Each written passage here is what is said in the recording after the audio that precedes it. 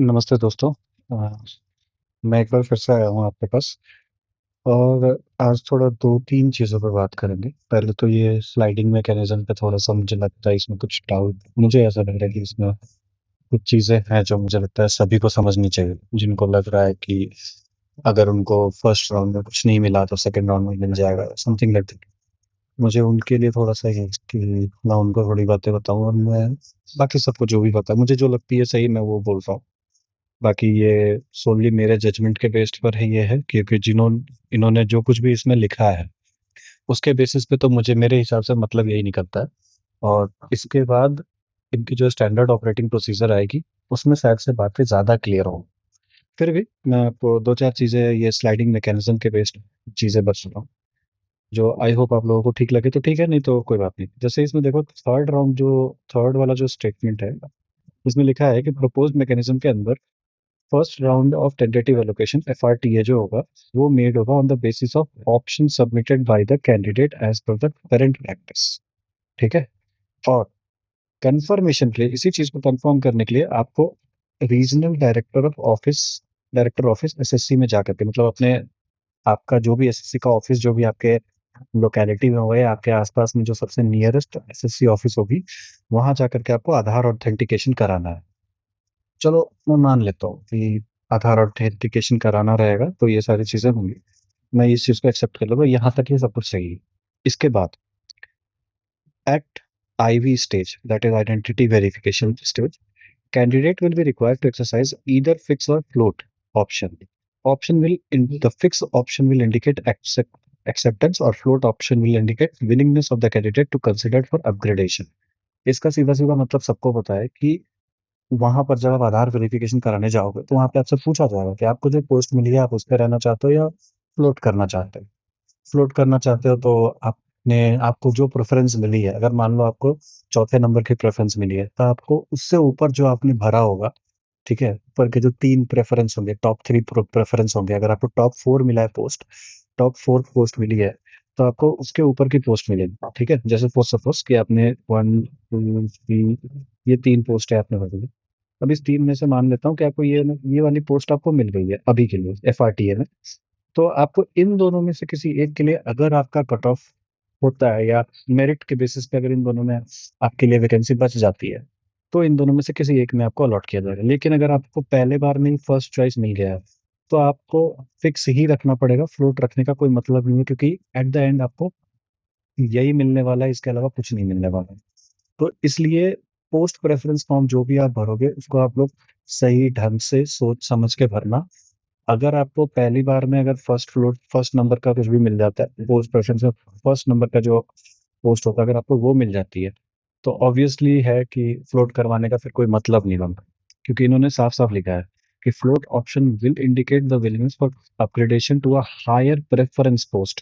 ठीक है, upgradation to a higher preference post, तो आपको ये समझना, ठीक है, कि ये जो है ना जो ये बात कर रहे हैं higher preference post if such vacancies becomes available. ठीक है। तो हाँ हो सकता है 4600 ग्रेड पे अगर कोई ऑलरेडी है, अगर वो ज्वाइन ना करे, उन्होंने अगर फ्लोट नहीं कराया तो जो 4200 वाले हैं उनको शायद से 4600 मिल जाए, ये सीन हो सकता है। ठीक है। और इसमें मुझे लगता है कि मोस्टली जो लोग फ्लोट कराएंगे शायद से उनको मोस्ट ऑफ द केसेस में, मतलब ये तो नहीं बोल सकता कि सभी को, लेकिन हाँ 60-70% केसेस में साउथ मिलेगा या दूर मिलेगा नॉर्थ वाले को। अब ये जो भी होगा ये तो उस टाइम के चीज़ों पे डिपेंड करती है।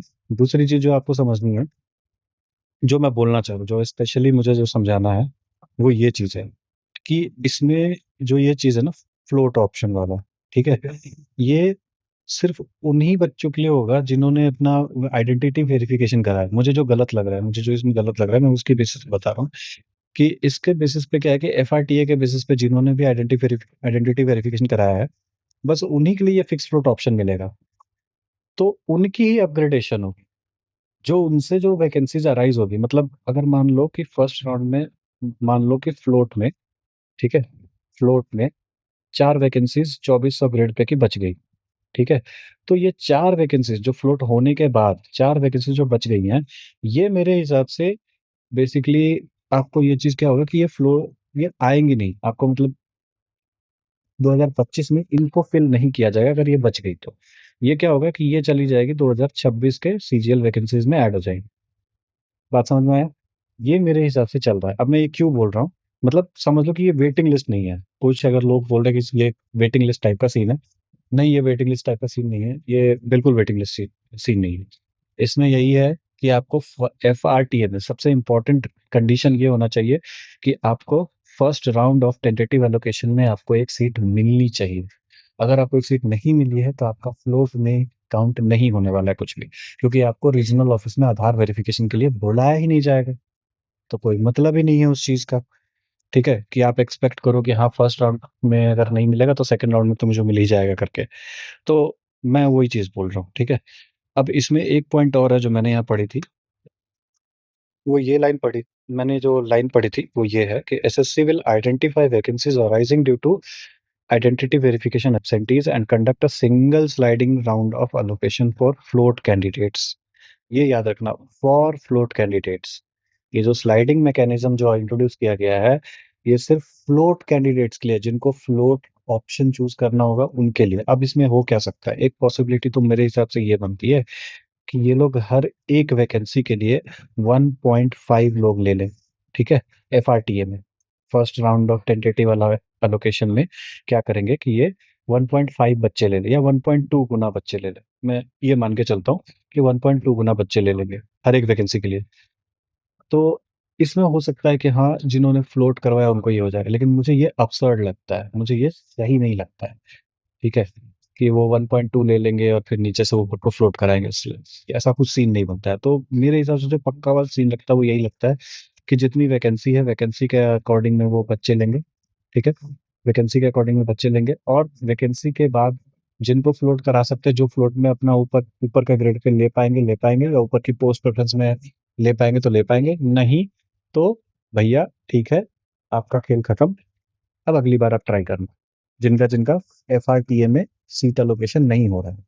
ठीक है, तो ये एक कंसर्न है, ये एक बुरी बात है जो मुझे अच्छी नहीं लगी इसके बारे में। तो मैं इस चीज के लिए आपको बोलना चाह रहा था कि ये मुझे अच्छी नहीं लगी स्लाइडिंग मैकेनिज्म, और ये स्लाइडिंग मैकेनिज्म सिर्फ फ्लोट कैंडिडेट्स के लिए है, दूसरों के लिए नहीं है। इसमें जो सीट्स बचेंगी वो फिर 2026 में ऐड हो जाएंगी।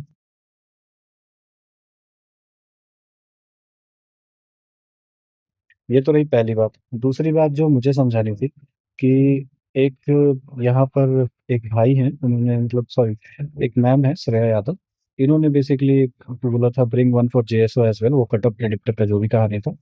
और मैंने वो बोला भी था उनको 5 दिन पहले, लेकिन थोड़ा तबियत डाउन होने की वजह से, फिर चीज़ों की वजह से मैं नहीं ला पाया था। सो जो कि मैं अब ला रहा हूँ। ठीक है, तो आपको बस मैं रिक्वेस्ट करूंगा कि आप एक बार इस वीडियो को अच्छे से देख लेना। ठीक है, क्योंकि सीन ये होगा कि इस वीडियो को अगर आप देखते हो तो इसमें जो जो स्टेप बाय स्टेप जो प्रोसेस है, ठीक है, ये प्रोसेस फॉलो करके आप बाकी प्रेडिक्टर का यूज करके भी डिफरेंट केस में कट ऑफ प्रेडिक्शन देख सकते हो कि क्या बन सकता है, क्या रह सकता है।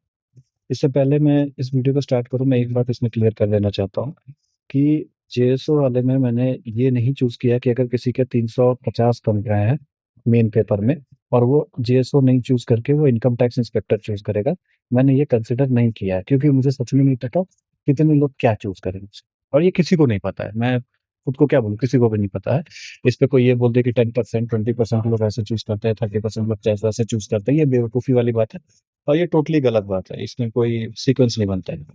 ठीक है, दूसरी चीज जो मैंने इसमें कंसिडर किया है कि जो भी बंदा चाहेगा, हर बंदा पहले JSO के लिए, जो भी लोग एलिजिबल है स्टैटिस्टिक्स का पेपर देने के बाद, वो लोग सबसे पहले JSO को रखेंगे, उसके बाद ही SI ग्रेड 2 को पकड़ेंगे। ठीक है, तो ये मैंने क्यों किया है, क्योंकि नॉर्मल वैकेंसीज के साथ इनको कट ऑफ प्रेडिक्शन करना मेरे लिए मुश्किल है, क्योंकि सबका, मेरे पास किसी का भी वो नहीं है, मतलब क्या बोलते हैं, एक विक्टर नहीं है मेरे पास। ठीक है, कि पोस्ट प्रेफरेंस सबका नहीं है, तो इसलिए तो अब मैंने देखो यहाँ पे ये जो मेंस का जो स्टैटिस्टिक्स का जो सीट है, एक्सेल सीट, इसमें 2205 बच्चे हैं, और रैंक में तरफ से ये डेटा मिला हुआ है, सीधी सीधी बात है। और इसमें कुछ बच्चे कंप्यूटर में फेल भी है, कुछ बच्चे कंप्यूटर में पास भी है। तो इसमें ये है, पहले आप यहाँ पे चूज फाइल करके आप अपलोड कर लोगे। ठीक है, एक मिनट चूज करके आप ये फाइल स्टेटस वाली इसमें अपलोड कर लोगे, लोड CSV डेटा कर दोगे। CSV डेटा अपलोड होने के बाद आप ये वेरीफाई कर लोगे कि जितने बच्चे हैं उतने ही बच्चे अपलोड हुए और कुछ और। फिर उसके बाद कैटेगरी वाइज़ कंप्यूटर पास टेस्टिंग मार्क्स पूछी जाती है कि कंप्यूटर में कितने पासिंग मार्क्स होने चाहिए। तो आप इसमें रख सकते हो general, OBC, SC, ST, EWS के लिए जो है। मैंने नॉन सीपीटी पोस्ट का जो जनरल सा क्वालिफिकेशन है मैंने वही रखा है इसमें, 18, 15, 15, 12 और 12।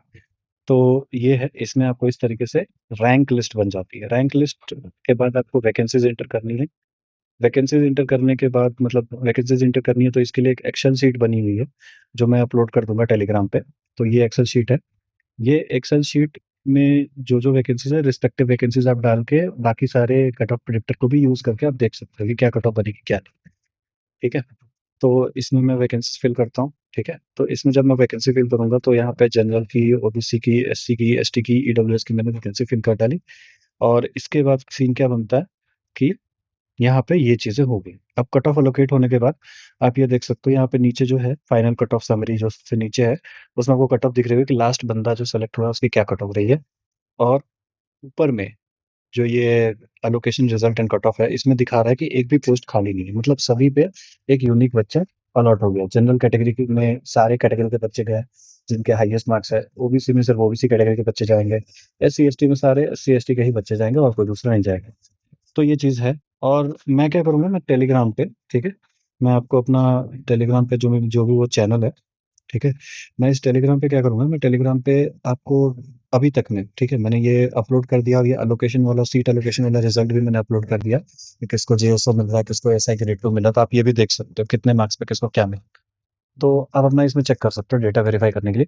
और दूसरी चीज़ क्या है कि मैं इस बार जो भी मैंने ये जो वेबसाइट पे जो मैंने करा है, ये पूरी एचटीएमएल फाइल, ठीक है, सीपीटी पोस्ट की, ठीक है, सीपीटी नॉन सीपीटी पोस्ट की, ठीक है, सीपीटी नॉन सीपीटी पोस्ट वाली जो कट ऑफ फाइल थी, जो कि जनरल में जो मैंने ये पहला सबसे पहले जो प्रिडिक्ट किया था, सबसे पहले प्रिडिक्शन में बेसिकली सबसे पहले जो ये मैकेनिज्म बनाया था सॉफ्टवेयर टाइप का, इसके लिए मैं डाल दूंगा। फिर मैं ईएसएम, ओएच, वीएच और पीडब्ल्यूडी वालों के लिए जो मैंने बनाया था वो भी मैं एचटीएमएल फाइल डाल दूंगा। और तीसरा फिर जो ये जेएसओ वाला है, ठीक है, और एसआई ग्रेड 2 का जो है, ग्रेड 2 वाला है, ये भी मैं डाल दूंगा आज। अभी मैं थोड़ी देर में ये टेलीग्राम पे जैसे ये वीडियो अपलोड होती है, थोड़ी देर में मैं वो सारे एचटीएमएल फाइल्स इसमें डाल दूंगा। आप लोगों को जैसा भी इसमें सही लगता है, ऑल कंप्यूटर में पास, नन कंप्यूटर में पास, या आधे बच्चे कंप्यूटर में पास, जो भी लगता है आपको, जो भी कंप्यूटर का पासिंग मार्क्स रखना है, आप खुद से रख करके कट ऑफ देख सकते हो कि किन किन कंडीशंस में, कैसे कैसे प्रोबेबिलिटी के कौन से चांसेस में कितना कट ऑफ जा सकता है किस किस कैटेगरी पर। ठीक है। और ये तीनों के लिए मैं डाल दूंगा। आप तीनों का अलग अलग एचटीएमएल फाइल है, मैं तीनों का एचटीएमएल फाइल डाल दूंगा, प्लस रैंक मित्रा का जो डेटा मुझे मिला था जो हम लोगों ने डाउनलोड किया था, मैं वो भी इसमें डाल दूंगा टेलीग्राम चैनल में इसके नीचे, ताकि आप लोग उसका यूज करके आप लोग पता कर सको कि क्या सीन बनता है क्या नहीं। एक बात याद रखना, ये वेबसाइट लोकल है, मैंने इसको कहीं पर भी इंटरनेट पर होस्ट नहीं किया, तो इसलिए इसको डाउनलोड करके आप अपने मोबाइल में या कंप्यूटर में आप चला सकते हो। ठीक है, ये मोबाइल में भी चल जाती है, कंप्यूटर में भी चल सकती है, इसमें कोई इशू नहीं। ये हो गई दूसरी बात। तो पहली बात हमने कर ली जो स्लाइडिंग मैकेनिज्म थी, दूसरी बात हम लोगों ने कर ली इसके बारे में। तीसरी बात ये है कि टेलीग्राम चैनल पे मैं आजकल क्या कर रहा हूँ, कुछ दिन पहले तक में मैंने क्या किया था कि मैं डेली का, मतलब डेली का तो नहीं, अल्टरनेट डे पे मैं भी कुछ टेस्ट देता हूँ, मतलब कुछ टेस्ट अटेम्प्ट करता हूँ। और मैं दोस्तों से कहता हूँ कि आप लोग जो भी हो उनको भी मैं बोलता हूँ कि टेस्ट अटेम्प्ट करने के लिए। ठीक है। तो जैसे मैंने ये पहला था early board SSC CGL tier में, तो इसमें मैंने कुछ टेस्ट अटेम्प्ट करे थे। तो आप लोग को भी अगर लगता है कि हाँ सेट वेट लगाना चाहिए डेली डेली, और अगर आप लोग ऐसे कंटिन्यूटी नहीं बन रही है, तो आप इस ग्रुप में आकर के टेस्ट दे सकते हो अल्टरनेट डे पे। एवरी अल्टरनेट डे, हर एक दिन के बाद अगले दिन आपको एक टेस्ट का टारगेट मिलेगा। छुट्टी वाले दिन तो कुछ नहीं मिलेगा, लेकिन हाँ हर एक दिन के बाद अगले दिन टारगेट मिलेगा कि हाँ ये टेस्ट देना। मैं मोस्टली ऑलिव बोर्ड के ही टेस्ट दे रहा हूँ। ठीक है, ताकि एक नॉलेज में दिमाग में बना रहे कि क्या चीज़ करना है क्या चीज़ नहीं करना है, और थोड़ा सा एक कंटिन्यूटी बना रहे। बस ये कंटिन्यूटी के लिए मैं कर रहा हूँ। इससे क्या होगा कि 2026 के लिए भी हम लोग थोड़ा थोड़ा प्रिपेयर हो जाएंगे। अब 25 का तो जो चलना था, जो होना था, सो हो गया। तो मैं ये बातें, तीसरी बात ये बोलना चाह रहा था। और इसके बाद तो फिर वही है, आईपीएससीआई का रिजल्ट बाहर आ चुका है।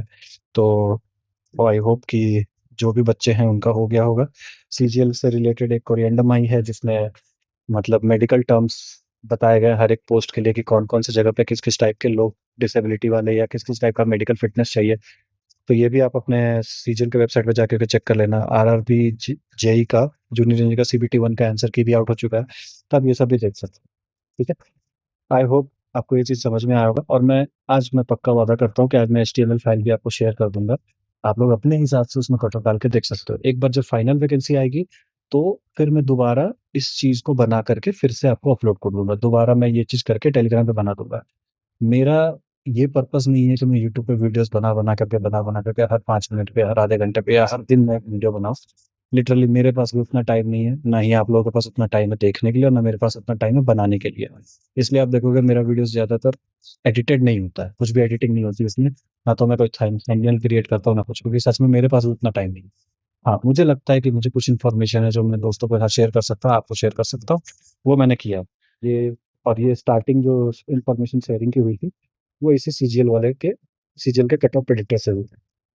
देखूंगा अगर धीरे धीरे समय मिला और थोड़ी सी मेरी नॉलेज या थोड़ी मेरी एक्सपीरियंस या एबिलिटी अगर थोड़ी और बढ़ी, तो शायद से और भी एग्जाम्स में कवर कर लूँ। बट फिलहाल के तो सीजन पे ही ध्यान देते हैं। अगर आप लोग सीजन 2026 के लिए साथ में साथ प्रैक्टिस करना चाहते हो, तो आप इस चैनल को ज्वाइन करके आपको इसमें डेली जो भी मतलब अल्टरनेट डे पे जब भी कोई टेस्ट देना होगा, आप लोग दे सकते हो। अब सेट 2 दे चुके हैं हम लोग, सेट 2 के बाद I think set 3 olive life भी हम लोगों ने दे चुका है। ऑलिव लाइफ के बाद आई थिंक उसके बाद कोई नहीं है, तो अब अगला सेट 3 ही होगा, जो आज या कल मैं बोलूंगा, ग्रुप में डालूंगा और सभी से रिक्वेस्ट करूंगा कि आप लोग डिलीजेंटली ईमानदारी से प्रैक्टिस करो। क्या मार्क्स आते हैं उससे कोई फर्क नहीं पड़ता है। मार्क्स वार्क्स कुछ ऐसा लोचा नहीं रखो, मार्क्स आ रहे हैं नहीं आ रहे, वो धीरे धीरे सबके होते हैं। जब आप प्रैक्टिस करने लगोगे कंटिन्यूटी से, तो धीरे धीरे आपके भी मार्क्स इंप्रूव होने, सबके मार्क्स ऐसे ही इंप्रूव होते हैं। किसी के भी मार्क्स ऐसे जादू की छड़ी से इंप्रूव नहीं होते। That is all. Thank you very much इतना सुनने के लिए, और आई होप आपको समझ में आया होगा सब कुछ।